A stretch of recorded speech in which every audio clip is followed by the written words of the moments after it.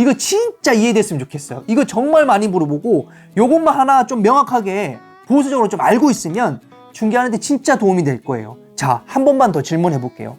오피스텔 주택수에 포함되나요? 이때 그냥 답변하면 안 된다고 그랬죠. 와, 이거는 공인중개사분들보다도 주인분들이 저한테 제일 많이 물어보는 거. 자, 같이 대답해 보시죠. 오피스텔 주택수에 포함되나요? 이거는 한 번 더 질문을 던져야 돼요. 정답은 그때그때 달라요예요. 그때그때 상황마다 달라요. 손님이 저희한테 전화해서 오피스텔 주택수에 포함되는 거예요, 안 되는 거예요 물어보는 거예요. 그럼 우리 한 번 더 물어봐야 돼요. 고객님 어떤 상황이신데요 지금? 첫 번째 고객은 이런 상황인 거예요. 오피스텔을 갖고 있는데 아파트 청약을 넣거나 아니면 아파트 대출을 받으려고 해요. 그때 이 오피스텔이 주택수에 포함이 되는지 물어봐요. 예를 들어 오피스텔이 주택수에 포함돼서 아파트 청약하는데 문제가 되냐 이거예요. 결론만 놓으면 아파트 청약을 넣거나 대출을 받을 때는 오피스텔은 주택수에 포함시키지 않습니다. 왜냐하면 주택법에 따라서 오피스텔은 준주택으로 들어가기 때문에 주택법 안에 있는 주택만 주택으로 보기 때문에 청약이나 대출 때는 오피스텔이 주택수에 포함되지 않아요. 이런 고객이 있을 수 있고, 오피스텔을 갖고 있는데 무주택 쪽으로 청약이 당첨됐어요. 당첨됐는데 이제 입주 시기가 돼가지고 등기를 하려고 하는데 취득세가 걱정인 거예요. 취득세 중과 나오니까 조정 대상 지역에서는요. 오피스텔을 갖고 있는 상태에서 무주택 지위로 해서 청약해서 이제 입주 시기가 되니까 당연히 소유권 이전 할 때 취득세를 내야 되잖아요. 그때 이 오피스텔 주택수에 포함되냐 묻는 거예요. 이거는요, 잘 들으세요. 2020년도 8월 11일 이전에 취득한 오피스텔은 취득세 할 때 주택수에 포함시키지 않아요. 다시 한 번만. 2020년도 8월 12일 이전에 취득한 오피스텔은 취득세 중과를 할 때 오피스텔은 주택수에 포함시키지 않아요. 이 고객이 2020년도 8월 11일 이전에 오피스텔을 취득하고 청약받은 무주택 지위로 청약받은 입주 시기의 아파트가 됐을 때 취득세는 중과되지 않는 거예요. 그럼 여기서 중요합니다. 그러면 2020년도 8월 12일 이후에 오피스텔을 취득했다면 취득세는 어떻게 될까요? 취득세 할 때 중과가 돼요. 조정 대상 지역이라면 취득세 8% 내야 되는 거예요. 근데 여기서 한 단계 더 나가야 돼요, 저희는. 근데 여기서 오피스텔을 주택수로 포함시키는 오피스텔은 뭐냐면 재산세 고지서를 봐야 돼요. 재산세 고지서상 주택분으로 재산세를 내고 있는 오피스텔이었어요. 그러면 취득세 매길 때 주택수에 포함되는 거예요.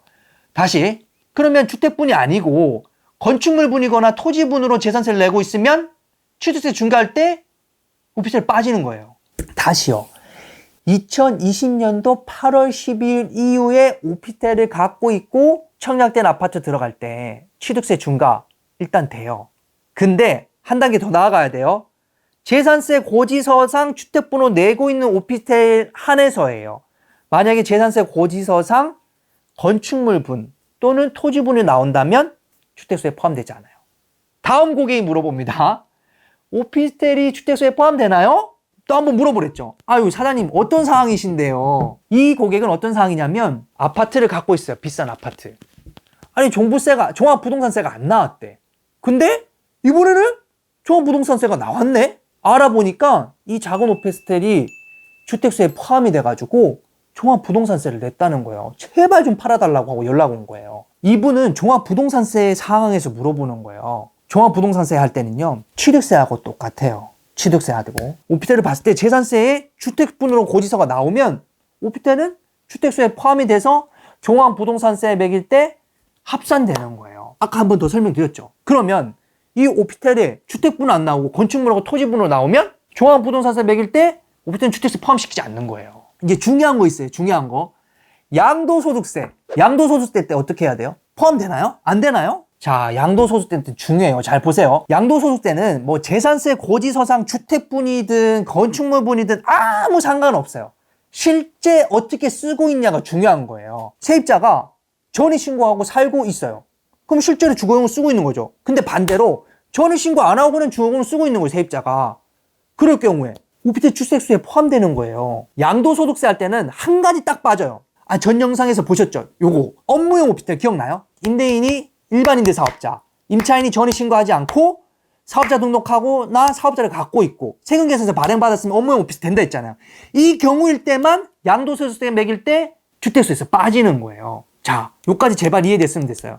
한 가지, 제발 마지막 한 가지인데 이러면 거의 다 끝났어요. 이분은 오피스텔 분양권일 때 물어봐요. 분양권일 때는 분양권도 이제 바뀌어가지고 양도세가 뭐 70%, 60% 그래요. 근데 오피스텔 분양권일 때는 주거용으로 쓸지 업무용으로 쓸지 모른단 말이에요. 그래서 바뀐 양도세를 적용되지 않고 그냥 기존대로 1년 미만이면 50%, 2년 미만이면 40%, 그리고 2년 넘어가면 일반 세율 이렇게 돼요. 여기까지 정리하면 되거든요. 이거 진짜 이해됐으면 좋겠어요. 이거 정말 많이 물어보고 요것만 하나 좀 명확하게 보수적으로 좀 알고 있으면 중개하는데 진짜 도움이 될 거예요. 자, 한 번만 더 질문해 볼게요.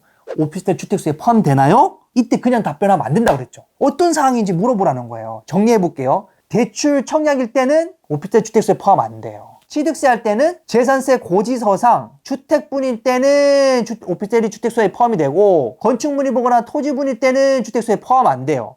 그리고 종합부동산세 할 때도 취득세와 똑같다 했어요. 고지서상에 오피스텔이 주택분으로 나오면 주택수에 포함이 되고, 건축물이나 토지분으로 나오면 종합부동산세 때 주택수에 포함이 안 돼요. 양도소득세 때는 고지서상 뭐 어쩌고저쩌고 다 중요하지 않고 실제 주거용으로 쓰고 있으면 주택수에 포함이 되는 거예요. 근데 아까 한 개 더 했잖아요. 보너스로. 오피스텔 분양권 상태 때는 이걸 주거로 쓸지 업무용으로 쓸지 모르기 때문에 양도소득세 매길 때 그냥 바뀌지 않은 1년 미만은 50%, 2년 미만은 40%, 2년 넘어가면 일반 세율 이렇게 된다는 거예요. 이제 고객이나 주변에서 오피스텔 주택수 포함되냐고 물어보면 답변할 수 있으시겠죠?